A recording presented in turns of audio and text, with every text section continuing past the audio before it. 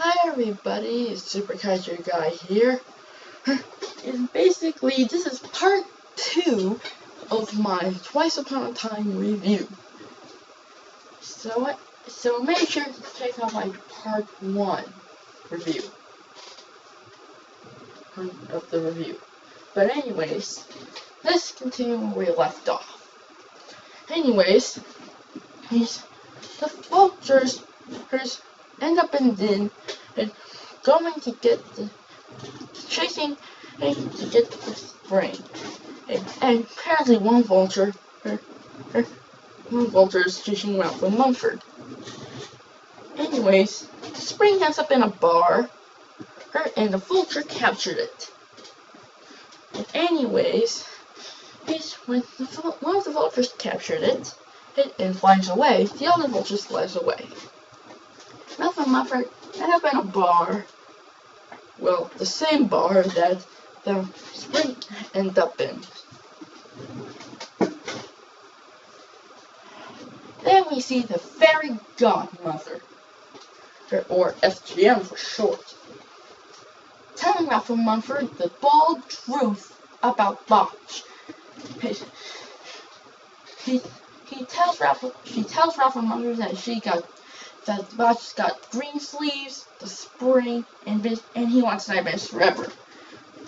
But Ralph and Mumford told the fairy godmother that they're not doing very successfully. But the fairy godmother gives them 3 dimes. Well, magical dimes. Basically how it works is you just throw in the air and phone booth pairs. Basically just that. It's just that I don't get it. How can a magical dime just do a phone booth?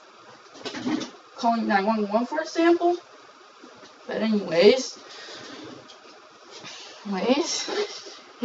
so Ralph and Mumford are off to search for the spring.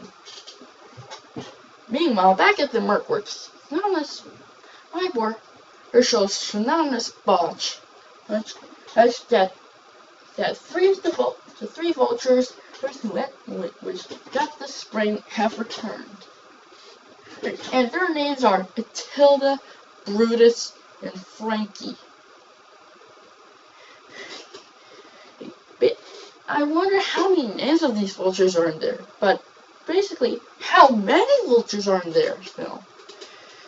But anyways, anonymous Botch goes to the vulture's headquarters, and he sees the spring, and tells the vultures that if they need anything, they got aspirin, you got band-aids, you got iodine.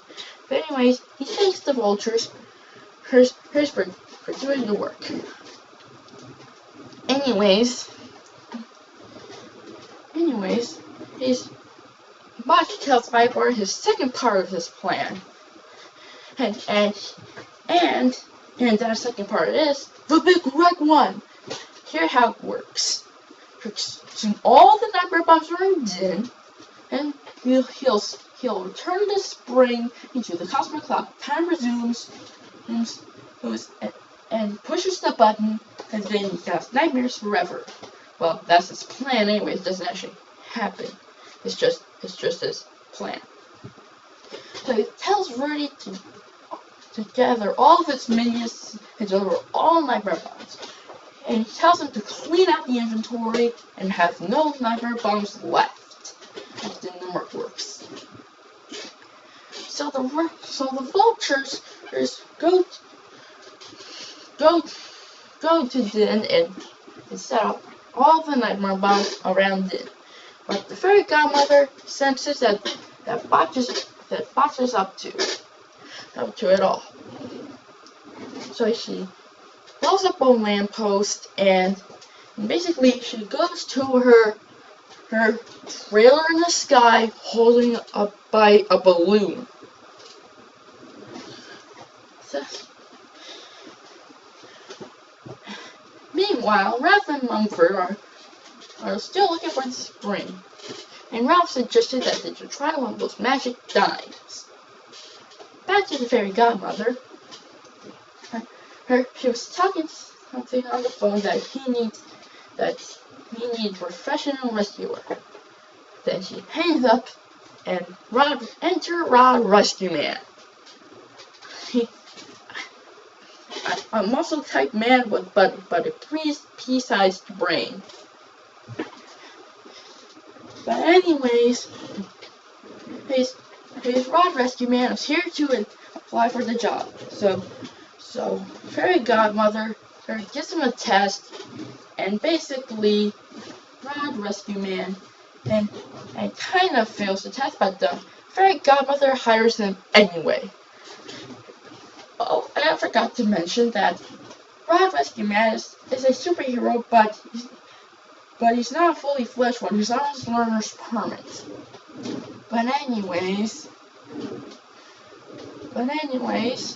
he's on to the film. So we see Ralph and Mumford at a beach part of them. Then the fairy godmother calls back through them and tells that he hired Rod Rescue Man, and Rod Rescue Man arrives. And so Ralph and Mumford tell Rod Rescue Man that they need to rescue Flora Fauna. And so Rod Rescue Man uses his X-ray vision binoculars. But Ralph and Mumford tells them we have to find the spring. And Rod Rescue Man looks through his goggles and asks Ralph and Mumford if it's shiny and does it glow. Oh, then he's just looking at the wrong place. And so Rod Rescue Man takes them to the place where he thinks he saw the spring was founded.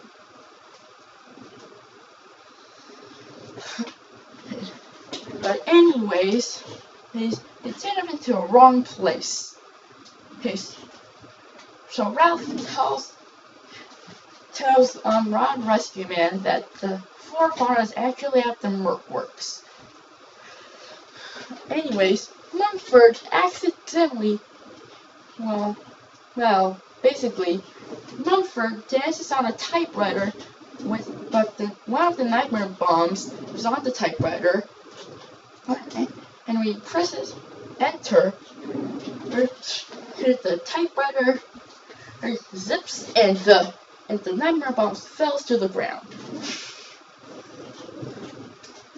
And basically, Ralph and Mumford experience the nightmares. And what's the nightmare for this?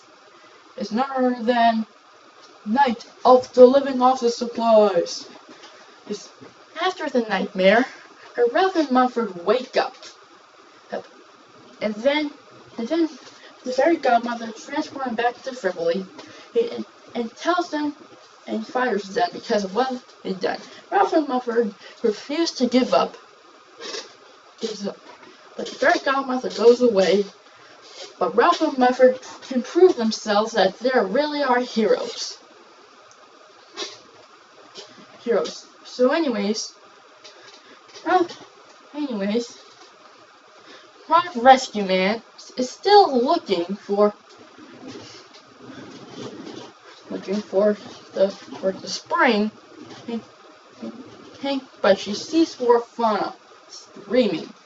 So he goes into the place, but Flora Fauna is really active. Rod Rescue Man accidentally knocks her out, and Rod Rescue Man carries Flora Fauna to his football in the sky. Meanwhile, Bosch and Ivor are in a part of the Merc Works where it's full of nightmarish plants. He checks out some stinkweeds and some slime beds, but Ivor shows him that Flora Fauna has been rescued. It's not as Bosch tells Ivor that the Merc Works is in her blood.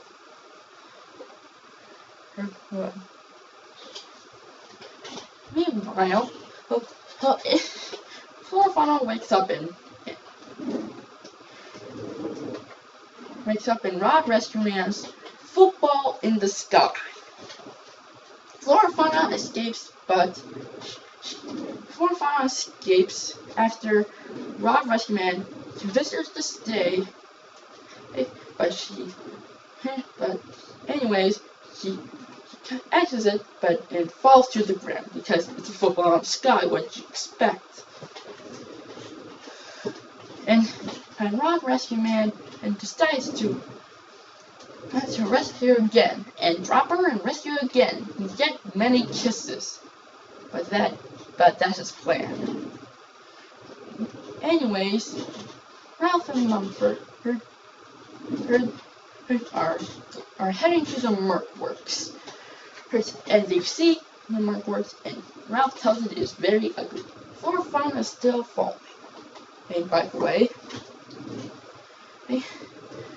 Rod Rescue Man washes his cape, irons it, then goes. And floor fauna is still falling, and Rod Rescue Man goes to rescue her again.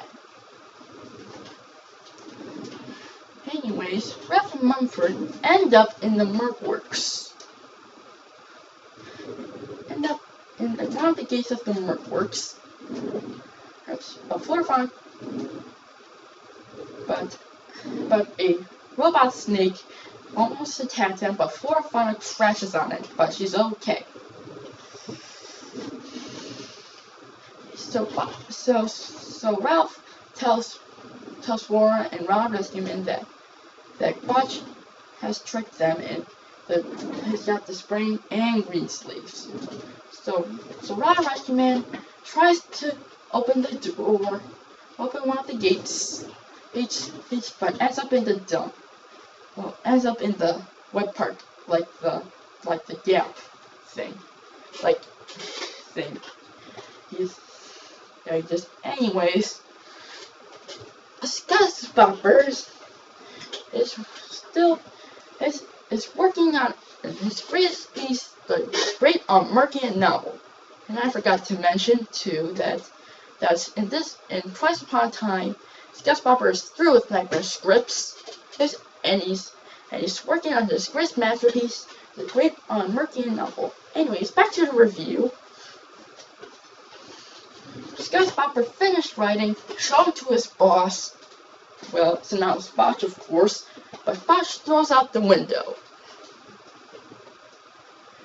And basically, Ralph and Mumford went inside the Merc Works and find Gus Bopper hanging himself for what the Botch did. But anyways, Rod Rescue Man rescues Gus Bopper. And Gus Bopper tells them that they need to reach the big red one, and which is gonna set all the nightmare bombs and then off, and cause permanent nightmares.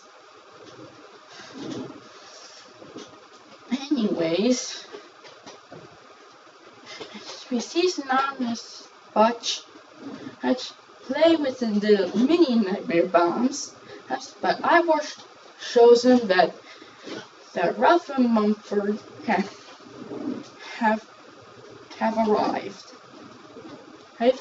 And Gus Bopper, is telling them all about Botch's evil plan. Botch felt betrayed. And anyways, back to Ralph and Mumford in the game. And Ralph and Mumford